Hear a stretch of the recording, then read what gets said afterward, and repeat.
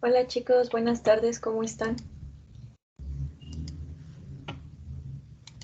Buenas tardes, maestro. Todo bien, creo. ¿Sí? ¿Todo bien? Bien. Demos unos 5 minutos en lo que se conectan sus demás compañeros y comenzamos.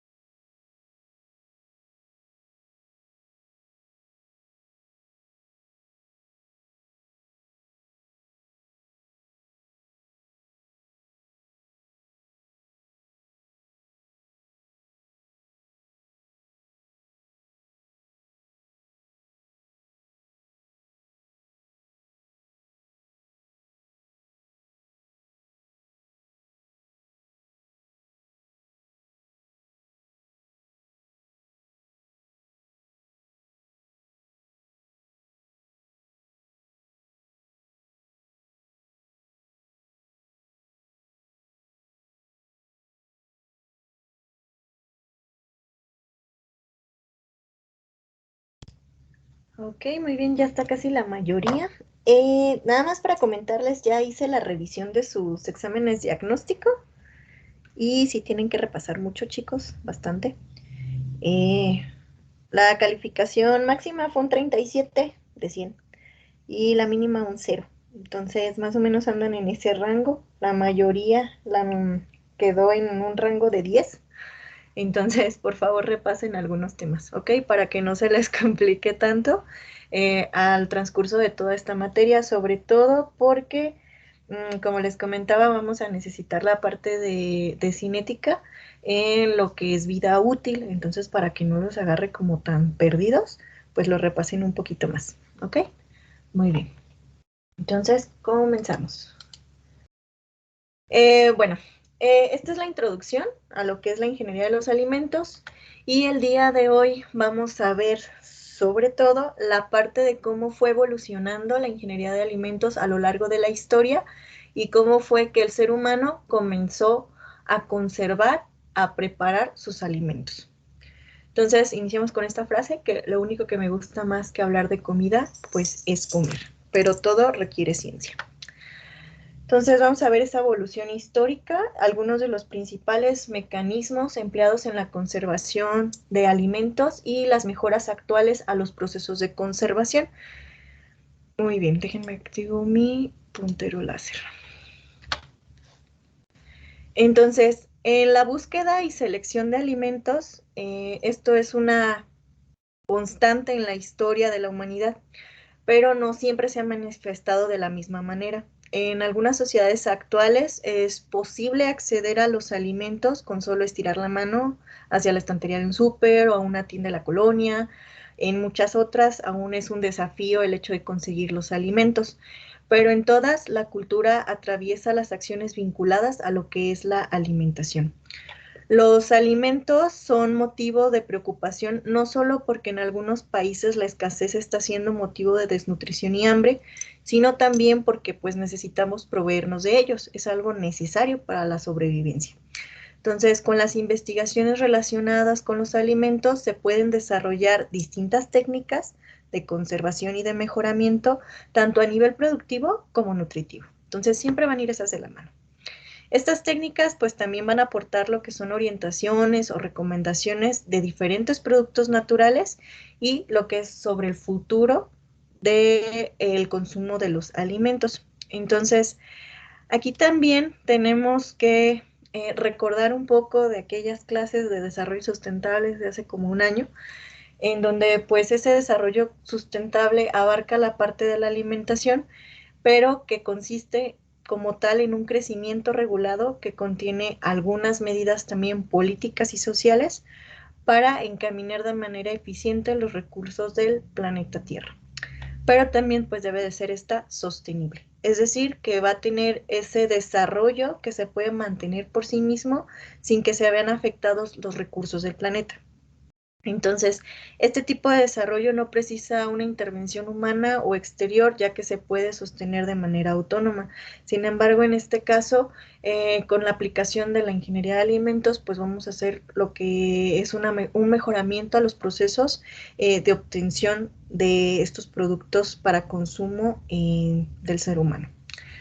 Entonces, la ingeniería de alimentos como tal evalúa los recursos susceptibles de transformarse en alimentos y se establecen los procesos tecnológicos para utilizarlos en beneficio de la comunidad, como parte de las evoluciones económicas y sociales del país. Entonces, recordemos y recuerden que cualquier concepto, ya sea, por ejemplo, que es una jalea, que es una mermelada, que es, por ejemplo, una fruta, una hortaliza, etcétera, siempre va a venir en el Códex Alimentarios. El Códex Alimentarios es el top 100 de nuestros normativas a nivel mundial o internacional, incluso muchas normativas a nivel nacional son con base en lo que es el Códex Alimentarios. ¿Algunos de ustedes ya habían escuchado acerca del Códex? No.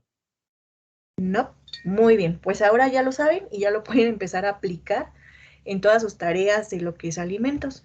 Entonces, cualquier cosa que ustedes quieran abordar, por ejemplo, hay manuales que ya están en español. Los más recientes obviamente están en inglés, pero aquí en la página de la FAO viene un apartado que es específicamente del Códex Alimentarios. Entonces, ahí se van y ahí vienen todas las definiciones y normativas y métodos de laboratorio que se le aplican a los alimentos para su control de calidad. Y también pues todas las normativas que debe de tener ese alimento a nivel internacional. Entonces, un alimento es aquella sustancia elaborada, semi elaborada o bruta, es decir, que puede ser una materia prima, que se va a destinar al consumo humano. Va a incluir las bebidas, el chicle y cualesquiera otras sustancias que se utilicen en la fabricación, preparación o tratamiento de los alimentos, pero no va a abarcar o no va a incluir lo que son los cosméticos, ni el tabaco, ni las sustancias que son utilizadas solamente con medicamentos. Y esto es muy importante porque hay algunos, por ejemplo, especies y condimentos que son empleados en la preparación de los alimentos y que sí tienen una finalidad terapéutica, sin embargo, no son totalmente usadas como medicamentos. Entonces, aquí están excluidos las que solamente sean usadas para producir alguna sustancia que sea un fármaco en específico. Si se utiliza en ambas, aplica en el concepto de alimento. Muy bien. ¿Alguna duda hasta aquí?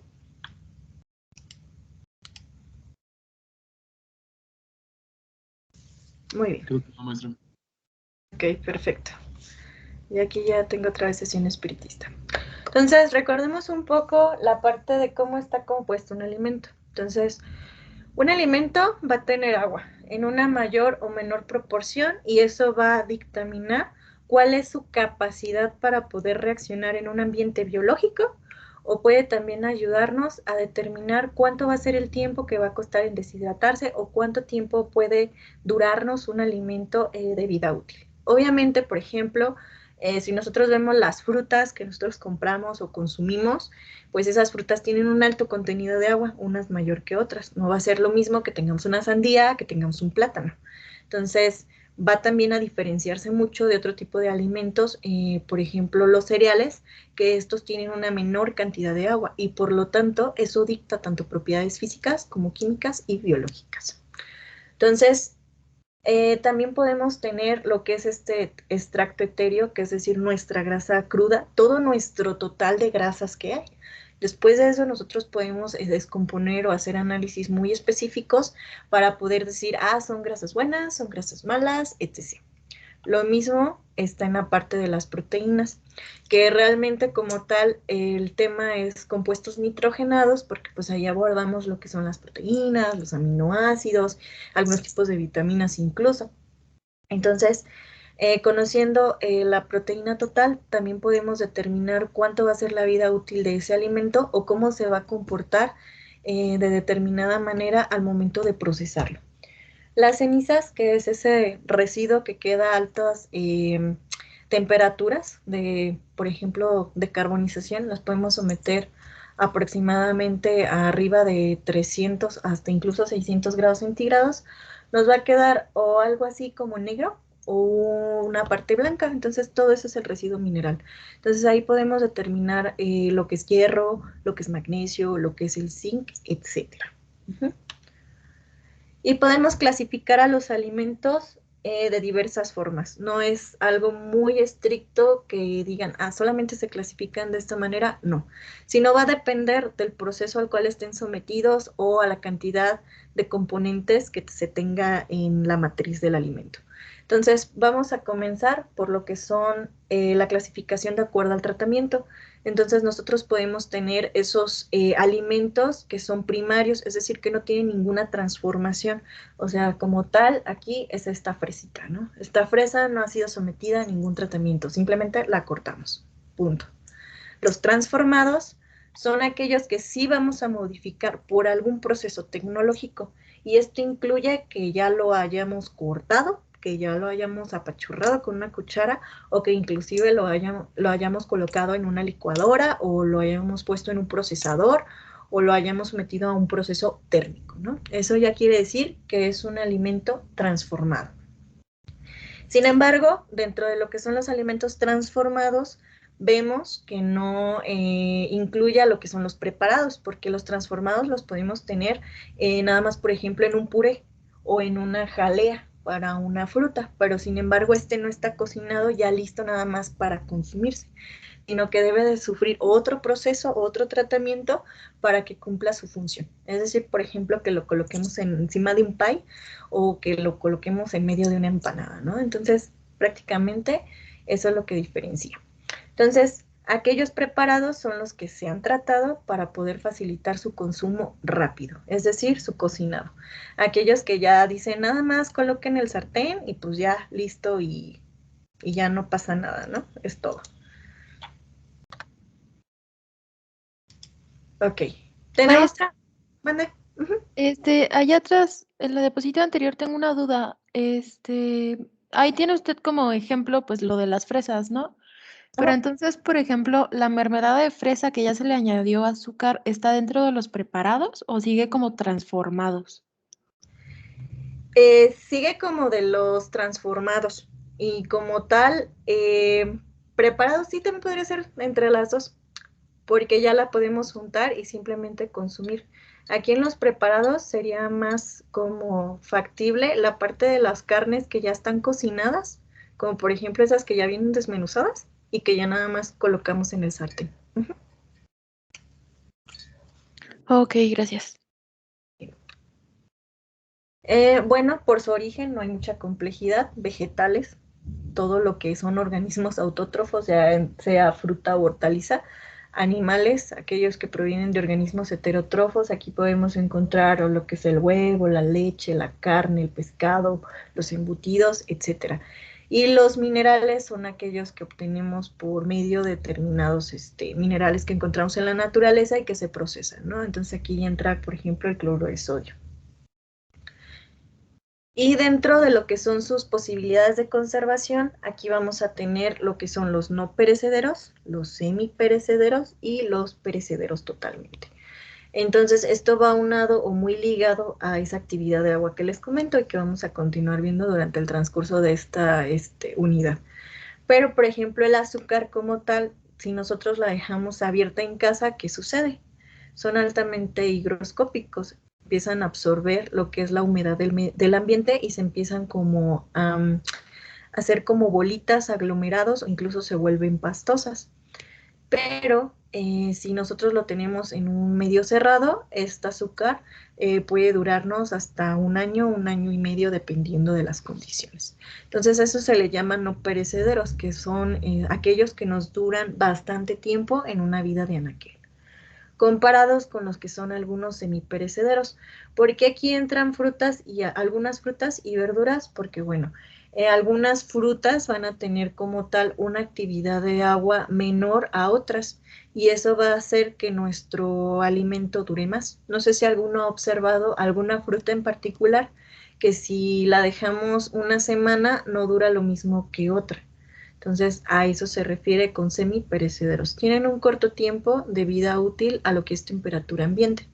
Obviamente que aquí ya hay procesos de conservación, pero eso ya es otra historia. Así de manera normal o natural, como nosotros compramos una materia prima, son aquellos que los podemos dejar fuera del refrigerador y se siguen conservando un periodo de tiempo largo, comparado con los que son totalmente perecederos.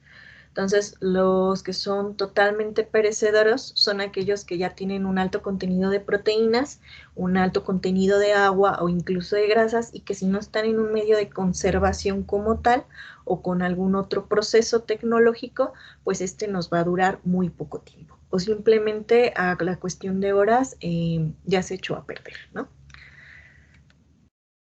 También los vamos a clasificar por su consistencia, y esto nos ayuda a entender cuáles son las propiedades mecánicas que tiene un alimento. Entonces podemos decir que un alimento es duro, como por ejemplo una zanahoria que no está cocinada.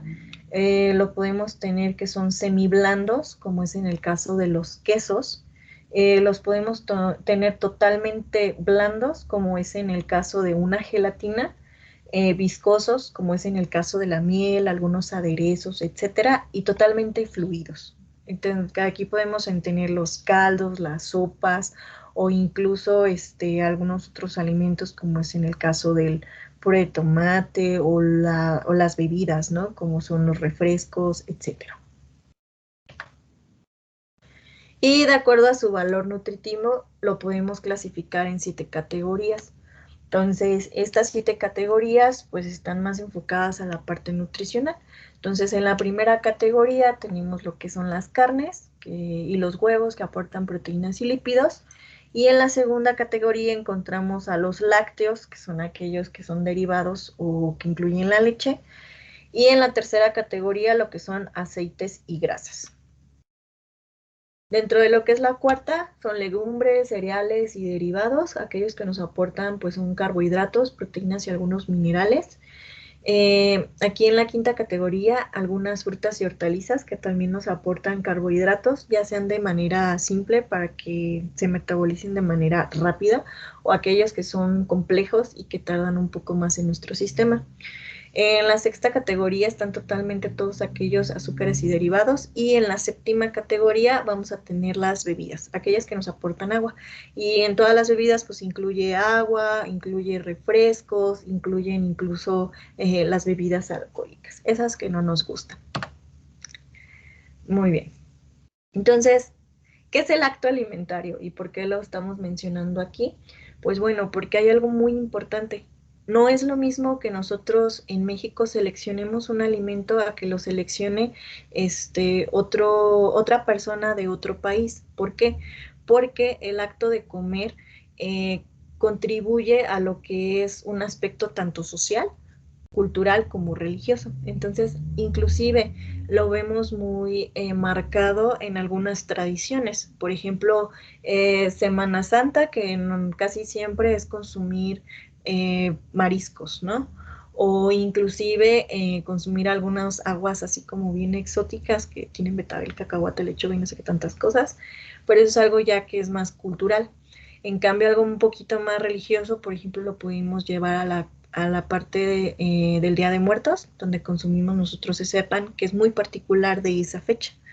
Entonces, ese comensal, que es el consumidor, va a tener un gusto por un producto de acuerdo a esa construcción social y a los aspectos evolutivos que se tengan en su región.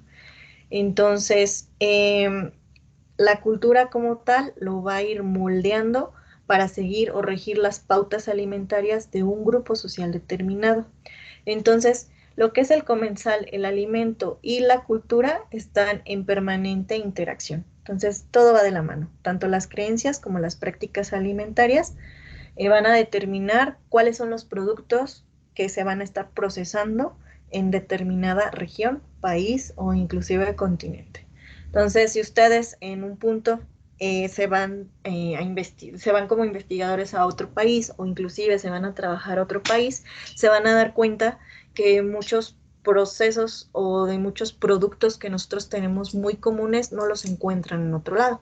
Entonces, por ejemplo, tiene que ver también mucho con la parte de los dulces. No va a ser que nosotros vayamos a Alemania y encontremos tortillas en la esquina como lo compramos aquí, porque viene precisamente de este acto alimentario. Entonces, en algún punto, alguno no se ha puesto a pensar por qué en ocasiones comemos aún sin tener hambre.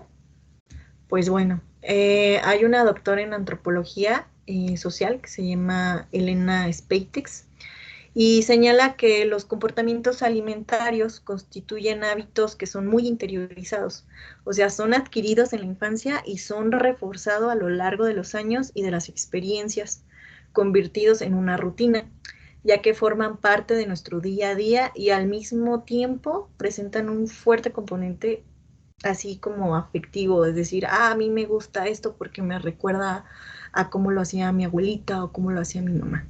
Entonces, esto construye el ámbito familiar y se consolida en el marco de la comensalidad cotidiana, es decir, con lo que nosotros siempre buscamos para podernos alimentar. Entonces, por ejemplo, aquí tenemos cosas que son muy, muy, muy comunes, ¿no? O sea, mexicanos, tacos, ¿no? O sea, ¿quién no le gustan los tacos?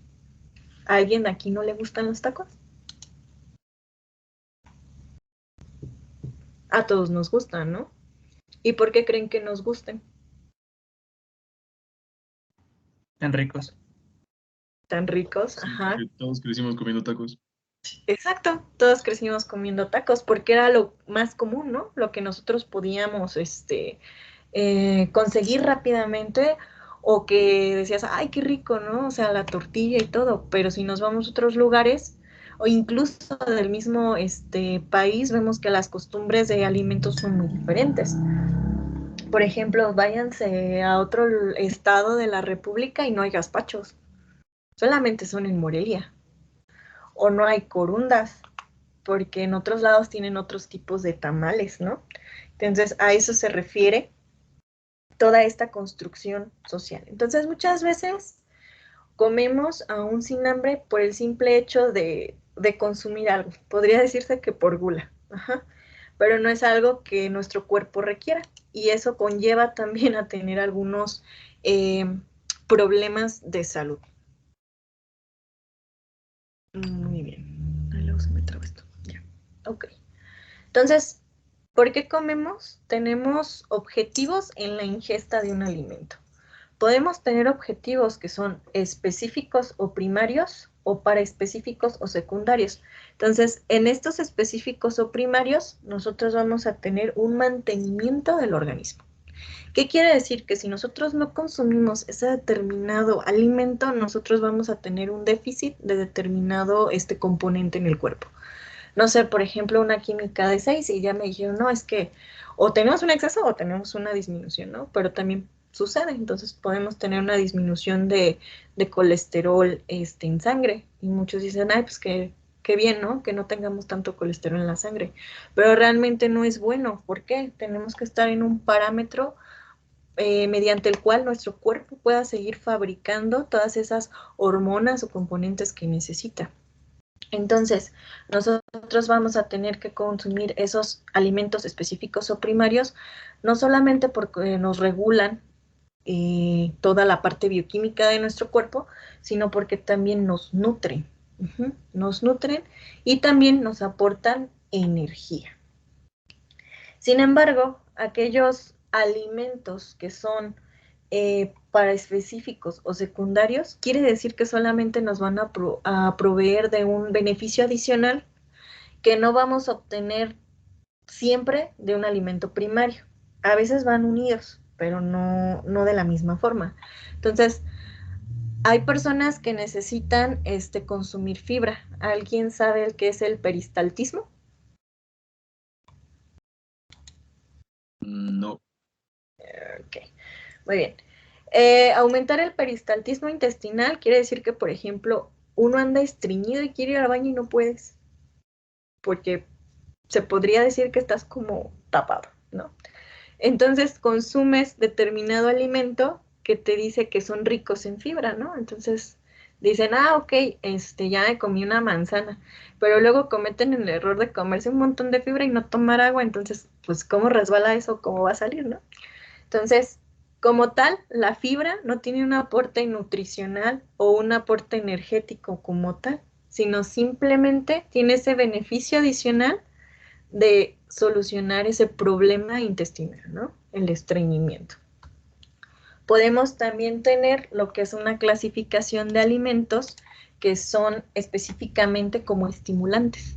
Entonces, aquí en los estimulantes, que es una parte muy interesante de la parte de los alimentos, podemos encontrar a la cafeína. Entonces, la cafeína como tal es un estimulante del sistema nervioso, al igual que la teobromina. La teobromina la encontramos en el chocolate. Y obviamente a quien no le gusta el chocolate, ¿no? Dices, ay, me siento súper cansado, me voy a comer un chocolate. Entonces, el hecho de comerte el chocolate a veces no es tanto por hambre, sino porque te estimula, te sientes mejor al momento de consumirlo. Y no solamente aplica para el chocolate y el café, sino hay algunas otras, por ejemplo, especies que nos ayudan. Por ejemplo, el mate o algunas infusiones que en México son muy comunes de consumir.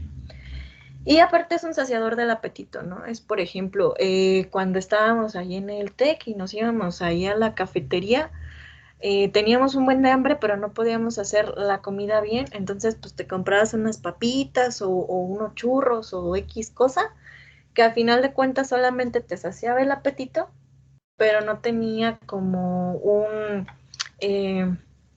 fin de regulación de equilibrio bioquímico, ¿no?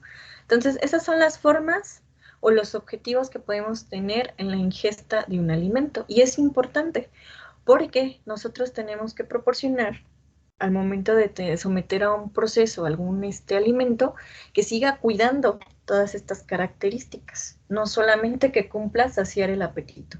Entonces, en toda la parte de la ingeniería de alimentos, toda la parte de lo que es la industria como tal, se modificó específicamente por esta parte, porque podíamos tener productos procesados que estuvieran riquísimos, pero que no nos aportaran nada. Entonces, en la actualidad, lo que se busca es que estos vayan de la mano, uno con el otro. Que sí sea un saciador del apetito, pero que nos brinde algún aporte bioquímico o energético o nutritivo específico. ¿Hasta aquí alguna duda? No, ninguna. Ok, bien. Perfecto. Entonces, si nos detenemos a la parte de lo que es la identidad alimentaria, vamos a poder profundizar en esta parte o en esta idea. Entonces, lo que es la parte de la migración, sea cuales sean las causas, ya sean, por ejemplo, que la originen, ya sean sociales, políticas, incluso económicas, supone cambios en una determinada región de un país. Y lo vemos, por ejemplo, México en nuestros paisanos que están del otro lado, por ejemplo en Estados Unidos, en el cual, por ejemplo, ellos consumen determinados alimentos porque están acostumbrados a consumirlos en México, pero como ya es tanta la población que está de nosotros en el otro lado, pues ya empiezan a requerir que se produzcan ese tipo de alimentos. Entonces, ahora vemos que en la industria tienen allá algunas salsas o inclusive algunos tipos de tortilla. ¿Por qué? Porque la misma población lo está exigiendo. Uh-huh. También están los métodos de cocción. Entonces, no es lo mismo que nosotros cocinemos un alimento aquí que en China, ¿no? Entonces, por ejemplo, allá ellos utilizan unas determinadas ollas que son como al vapor, que son de bambú, porque están acostumbradas a cocinarlos así. Y nosotros en México los cocinamos de distintas maneras, ya sea en leña, ya sea en pozo, ya sea al carbón, ya sea en la estufa, en la plancha, etcétera. Y también va a cambiar mucho la identidad alimentaria de una gastronomía o de un alimento en cualquier país por el tipo de especias que se utilizan. Entonces, por ejemplo, aquí es común utilizar determinado tipo de especias, pero en algunos otros países no se utilizan, simplemente no se emplean, o se emplean incluso mezclas o fondos de especies que son bastante fuertes, no sé, por ejemplo, el curry, o algunas que utilizan, por ejemplo, en los países orientales, que son extremadamente picantes, que llevan un buen de chiles, que incluso son más picantes todavía que las mexicanas. Entonces, todo esto, lo que es la migración, el fondo de cocción y el fondo de especias, contribuyen a esa identidad alimentaria, fortalecen lo que es la parte de cómo se consume un alimento en un país o determinada región. Y pues aquí también los instrumentos, porque digo, o sea, no me voy a ir a Suiza y voy a encontrar para hacer mis buñuelos de viento, ¿no? ¿Alguno ha visto estos, como aplastafrijoles, pero que no son aplastafrijoles, sino son como moldecitos? Sí, de eso sí. No, No, yo tampoco he visto. no, ¿de verdad? ¿Han probado los bimbuñuelos? ¿Los qué? Sí, Los bimbuñuelos. Sí, pero tampoco me había Sí. tocado ver esos. Pues fíjense que si ustedes gastan en bimbuñuelos, pueden buscar la receta de los buñuelos de viento y se van a ahorrar eternidades de dinero con esto. Entonces, son muy prácticos. Hacen como una tipo harina de hot cakes y lo meten y ponen aceite caliente y lo dejan caer y hacen esta figurita, se inflan así. Y eso es algo muy específico de México, los buñuelos de viento. Entonces, eso también, la parte tecnológica contribuye a la identidad alimentaria. ¿Por qué tuvo que hacer los bimbuñuelos? Porque los buñuelos de viento eran riquísimos y los consumían. Entonces dijimos, bueno, pues vamos a hacer nuestros bimbuñuelos y los hacemos ya a nivel industrial. Entonces aquí ya tuvo que emplearse cortadores industriales, ¿no? Ya no la misma como palita de así. Si alguien los quiere conseguir en la ferretería, ahí por el Mercado Independencia en Morelia, luego los venden. Ojo, o en algunas ferreterías también las llegan a vender. Otro aparato tecnológico prehispánico es precisamente, por ejemplo, el molcajete, el metate, y algunos otros. Y eso le da un sabor muy específico y también una consistencia o textura a lo que es el alimento como tal. Y por ejemplo esto, que fue nuestro inicio de cómo hacer tortillas, ¿no? O sea, estas pequeñas maquinitas, que eso ya implica una operación unitaria y en un proceso industrial. O sea, nosotros lo trasladamos a la cocina y eso es una operación. Si nosotros ya lo vemos de manera pues más grande, podemos ver una tortillería y vemos que arriba está una tolva donde se coloca la masa y luego hay un proceso de extrusión que pasa a un carril donde hay un cortador, un aplanador y pues eso ya sale en nuestras formas de tortillas de máquina, ¿no? Sin embargo, estos tipos de aparatos contribuyen a esa identidad alimentaria. Entonces, en la parte de la evolución histórica, ahí vamos a ver un poquito más como ancestral. Entonces, como ya vimos, esta ingeniería de alimentos es una herramienta que nos ayuda a transformar tanto lo que es los conocimientos en proyectos y acciones de importancia en lo que es la producción y comercialización de estos alimentos y de sus servicios. Entonces, el desarrollo tecnológico no puede ser entendido sin el soporte de la ingeniería, puesto que esta es la responsable de crear los escenarios actuales para la aplicación del conocimiento fundamental. Entonces, vamos a empezar. En esta parte tenemos, por ejemplo, que hace aproximadamente unos 500,000 años, por allá, se forzó al ser humano a adaptarse rápidamente a condiciones climáticas o de determinada región. Entonces, esto también contribuyó a que los humanos conviviéramos en grupos que tenían de más de 50 a 100 personas. Entonces, el hecho de que nosotros comenzamos a agruparnos también comenzó un proceso tecnológico para la obtención de los alimentos. ¿Por qué? Porque a partir de esto pudimos empezar a utilizar lo que son las herramientas. Entonces, nuestros antepasados cayeron en la cuenta que, por ejemplo, al utilizar algunos tipos de piedras talladas o algunos, por ejemplo, madera tallada inclusive, podía ser beneficioso cuando buscaban comida porque podían ya sea cazar o incluso podían cortar y recolectar algunos otros alimentos, por ejemplo, de frutas o de hortalizas. Entonces, con pocas fuentes alimenticias y en un ambiente hostil, porque eso no quiere decir que hubiera como una proporción muy grande de alimentos, transformaron a que muchos seres humanos comenzaran también a ver que si ponían una semillita de algo, esta crecía, ¿no? Entonces, el hecho de que hicieran eso quería decir que su vida iba a persistir mucho más tiempo, ¿no? Entonces, eso les llevó a la sobrevivencia y al abastecimiento de alimentos como tal. Y empezaron lo que fue la división, los cazadores y los recolectores.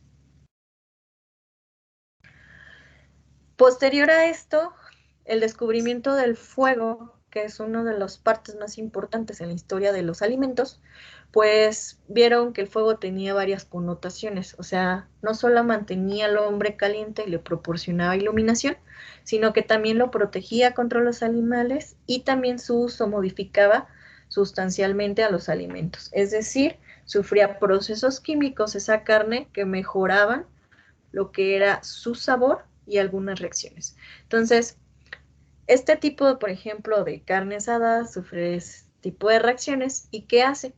Quiere decir que tiene una textura diferente, un olor diferente y que además el fuego ayudaba a contribuir a la mejor digestión de ese alimento y eliminaba como tanto, ya muchos años después se descubrió, se eliminaban los microorganismos peligrosos. Entonces, el hecho de que empezara a cocinarse la carne no solo contribuyó a que se le diera un sabor específico a determinado alimento, sino que pasaron también todas las transformaciones. Y ya después de esto, los estudios, cómo se podía cocinar un alimento, ya fuera directamente con el fuego o fuera con una lámina que lo separara, etcétera. Entonces, gracias a esto se empezó a basar su alimentación. También lo podemos dividir esta historia de la ingeniería de los alimentos en lo que son algunos periodos. Entonces, por ejemplo, en la parte de lo que es el periodo neolítico, aparece lo que es la agricultura rudimentaria y la domesticación de algunas especies de animales, lo que ayuda al hombre ya sea a trabajar para poder arar los campos o también para como otra fuente de alimentación o adquisición de alimentos. En la edad de bronce estaba de la mano con todos estos tipos de herramientas, se empieza bueno, más bien se comienza a lo que es el corte de los alimentos, el arado de las tierras y también lo que son los sistemas de riego. Entonces, esta parte de la edad de bronce, en la parte específica de los alimentos, va más aunado a la parte de Mesopotamia, donde en Mesopotamia se empezó a utilizar esos caudales que se ven aquí para hacer el riego de esos pedacitos de tierra. Entonces, en la edad del hierro, ya cuando se descubre cómo procesar este metal, se comienza también con lo que es el comercio a gran escala y el mejoramiento de los utensilios de labranza. Entonces, todavía se mejora y se optimiza más la parte de lo que es el cultivo de algunos hortalizas y de algunos cereales y de algunas frutas, como es en el caso de los ríos Éufrates, el Indo-Ganges y pues el Nilo, ¿no? Que eran esta zona. Entonces, si se fijan aquí, también empiezan a comenzar lo que son algunos instrumentos para poder facilitar el consumo de los alimentos, no solamente para la labranza y su obtención, sino también para su molienda y para poder obtener otro tipo de productos. Entonces, gracias a los egipcios, ya pudimos descubrir determinadas tecnologías para conservar esos alimentos durante más tiempo. Entonces, gracias a los egipcios, nosotros conocemos la desecación y la salazón del pescado, que es uno de los métodos de conservación que siguen vigentes hoy en día, tanto de manera artesanal como de manera industrial. Y también hicieron la distinción entre la primera y segunda fase de las fermentaciones. Entonces, ellos sabían que en la primera fermentación se podría producir el alcohol y en la secundaria la acética, lo que conducía a la obtención del vinagre. Entonces, demos gracias a los egipcios por esto. Posteriormente, los babilonios también utilizaron la sal del Mar Muerto para hacer lo que es la nieve, y también empezaron a emplear lo que es el humo para conservar los alimentos. Entonces también el ahumado y la salazón siguen vigentes hasta hoy en día. Los griegos nos proporcionaron lo que es esa técnica de grajeado de frutas y hortalizas.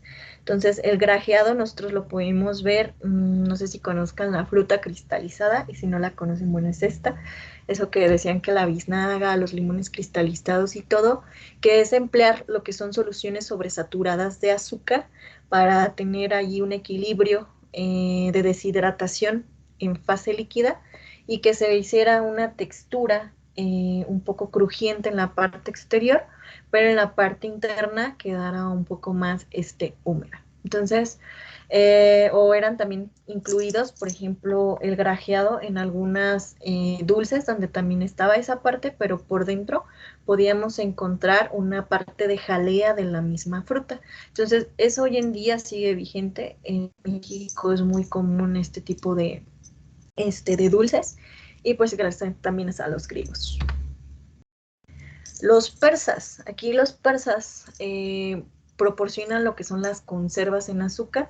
Aquí ya no es el grajeado como tal de los griegos, sino que ya hay otros procesos, otras operaciones para la obtención. Entonces aquí ya podemos ver que pues se somete a un corte y que eso lo conservan con una cantidad grande de azúcar para hacer precisamente esas mermeladas o incluso, por ejemplo, lo que se conoce como el almíbar.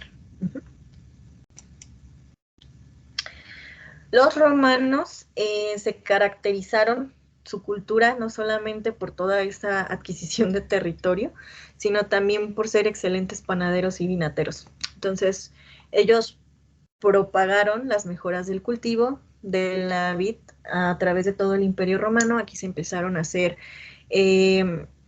todo lo que es el vino tinto, y también este pan se conocía como panis militaris, sí, algo así.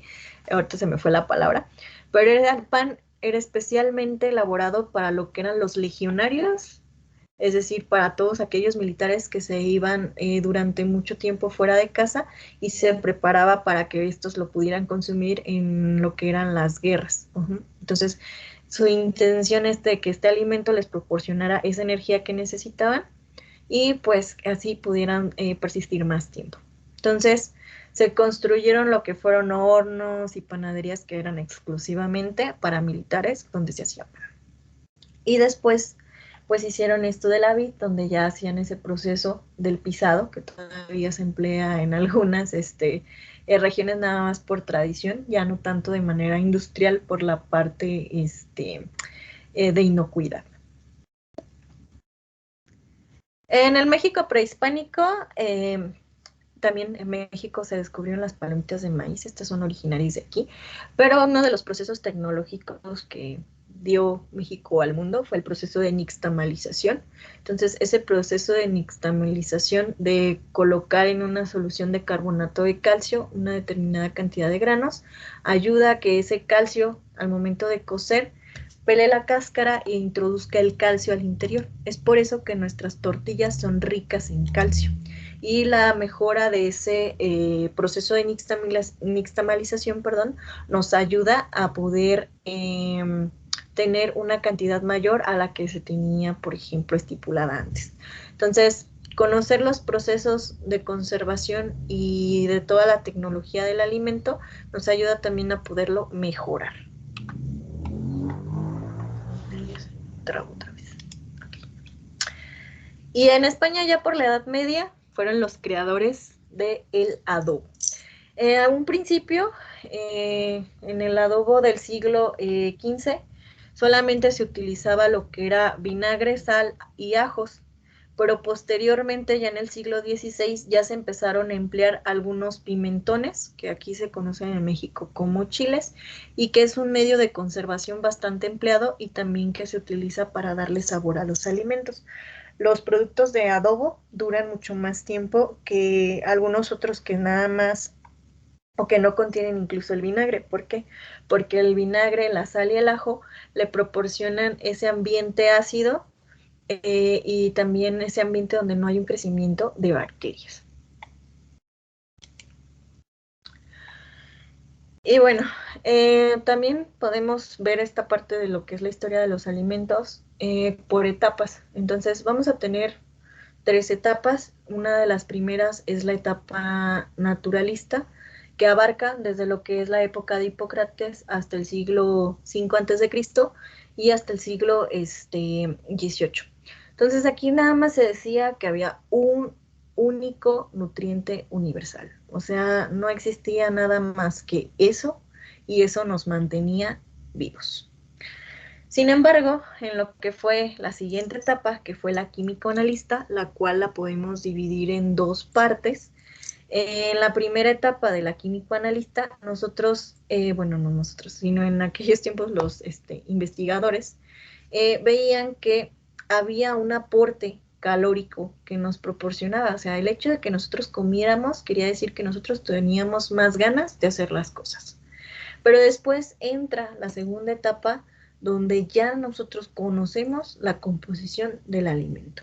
Y específicamente inicia con lo que es el descubrimiento de las proteínas. Entonces, el hecho de obtener lo que es la proteína total, que es el método de Yenda, que actualmente lo seguimos utilizando, pues ayudó bastante a saber que un alimento estaba compuesto por esa cantidad y entonces que si eso no era el 100%, ¿de qué más estaba constituido o compuesto un alimento?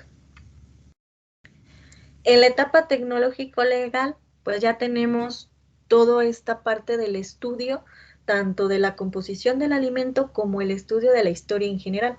Entonces es aquí donde esos avances tecnológicos, es decir, aquellos donde, ya en los griegos utilizaban el grajeado, entonces ahora vamos a implementar el grajeado aquí en determinada zona, y pues ahora tenemos que emplear ese proceso. Entonces nos ayudan también a conservar el alimento y por lo tanto, como es a nivel mundial, ya se tiene que tener una normativa o una legalidad completa para poder nosotros establecer cómo podemos definir a un alimento que sea mermelada, que sea leche, que sea, por ejemplo, una fruta o que sea una verdura.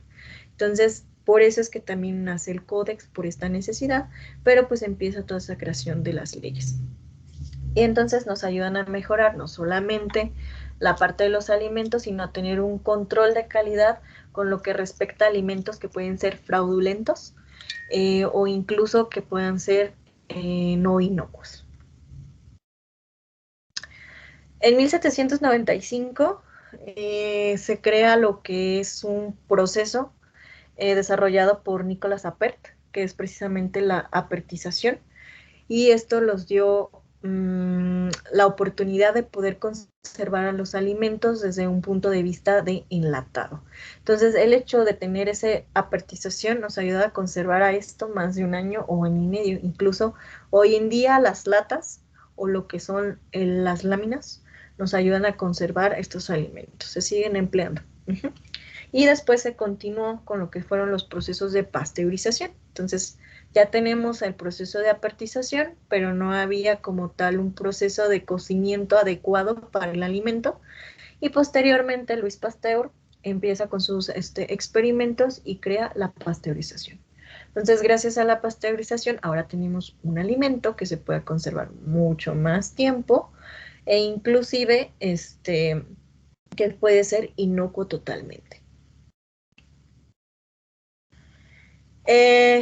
También se empleó lo que fue la modificación química de los alimentos. Aquí es donde ya agregamos esos componentes. Y aunque ustedes no lo crean, se utilizaba el bórax o el ácido bórico, ese que se utiliza también para matar a las cucarachas.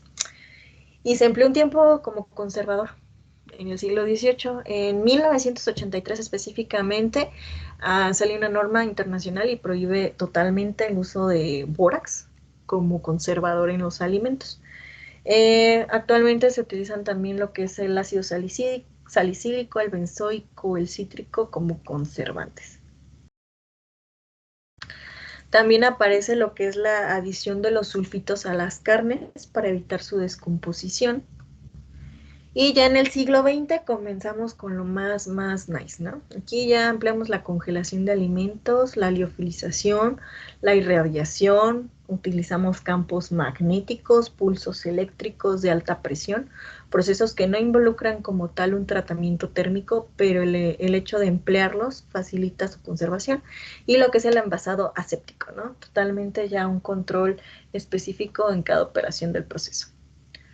Y siglo XXI tenemos ósmosis inversa, atmósferas modificadas para lo que es la conservación de frutas y hortalizas, extracción de fluidos supercríticos y el calentamiento ómico que vamos a abordar en el siguiente subtema de aquí. Entonces, como tal, la ingeniería de los alimentos como disciplina nace a partir de lo que es la ingeniería química. Y en 1931 hay una convención de expertos donde dicen, ok, pues ya necesitamos tener aquí un tema en específico que trate a los alimentos. Y nace como tal en 1931. En 1966 se aplica lo que es ciencia de los alimentos. Rusia es uno de los, o la Unión Soviética en ese entonces, es uno de los principales pioneros. De hecho, si ustedes buscan artículos como tal de tecnologías de alimentos, los vemos específicamente de allí. De ahí podemos obtener, por ejemplo, el caviar sintético y algunos otros procesos. Y ya como tal, nace lo que es la ciencia y tecnología de los alimentos y sus subramas, donde nosotros quedamos aquí como ingeniería, como química de los alimentos, como microbiología de los alimentos, etc. En México, como tal, los primeros programas que se llamaron como tal ingeniería de alimentos emergen en los años 60 en la Universidad de las Américas en Puebla y fue la pionera en este campo. A partir de eso hay una exigencia a nivel nacional para que todas las instituciones de educación pública o de educación superior se concentren en lo que son licenciaturas e ingenierías enfocadas a lo que es este tratamiento, ¿no? Como tal, especializadas. Y bueno, ahorita en unos 15 minutos les va a aparecer una actividad que va a ser su tarea. Y van a tener que hacer una línea del tiempo. La pueden ustedes realizar ya sea de manera de Word o de PowerPoint, o la pueden incluso hacer en su libreta con dibujos o colores, lo que ustedes deseen, y la van a subir. Esta parte de lo que es la historia como tal, de donde empecé con la parte de los grupos de 50 o 100 personas y eso, no va a venir en el examen. Pero lo que sí va a venir va a ser el tema que vamos a estar viendo mañana, que es procesos y mecanismos empleados en la conservación de los alimentos. Muy bien, chicos. Pues no sé si tengan alguna duda. hasta el momento. Maestra, el tiempo la tenemos que hacer de lo que nos dijo ahorita. Sí. Y si ustedes encuentran algún otro dato que no haya mencionado, que se me haya pasado, también lo pueden agregar. Ok, maestra, ¿para cuándo sería? El viernes, ahorita les voy a subir la asignación. Ujú. Muy bien, déjenme les paso lista. Daniel, Presente. ok. Leslie, ok. Atsiri, Presente. ok. Nat, No presentía, maestra. ok, no te preocupes. Natanael, Presente. ok, muy bien. Carla, Daniela, maestra, sí, ¿verdad? Sí, Soy yo presente. ok. Alan, Presente. Tere, Presente, maestra. ok.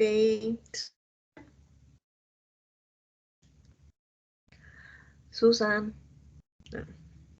Presente, maestra. ok. Brian,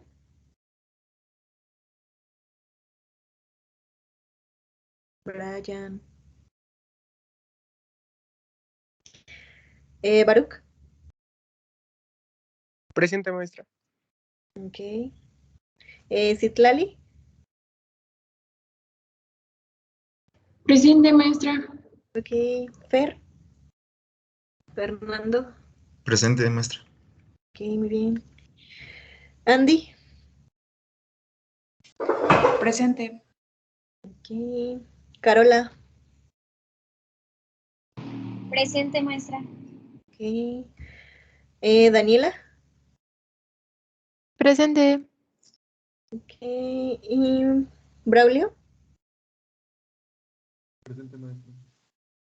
Grecia, Presente, maestra. ok. Aline, ay, siempre me cuesta trabajo. Presente. Perdón.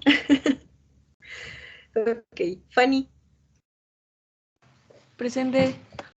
muy bien. Muy bien, chicos, nos vemos el día de mañana. Oiga, maestra, Dígame. Yo no. me dijo mi compañero Brian que se le fue el internet. No puede entrar a Teams. Ok, muy bien. Entonces aquí para ponerle Maestra, Sí, mande. maestra, gracias. De nada. es que la escucho. Ay, perdón, es que la escucho como que de repente se me corta. No sé si sea mi internet y no escuché mi nombre. Ya fuiste de las Soy primeras. Arián. Ajá, ok. Listo. Ah, ok, Muy bien. gracias. Perfecto, chicos. Entonces nos vemos el día de mañana. El miércoles tal vez me toque entrar un poquito tarde con ustedes, pero me esperan. Está bien, maestra. Nos vemos mañana. Ok, hasta luego. Bye. Bye, bye. Adiós, maestra, gracias.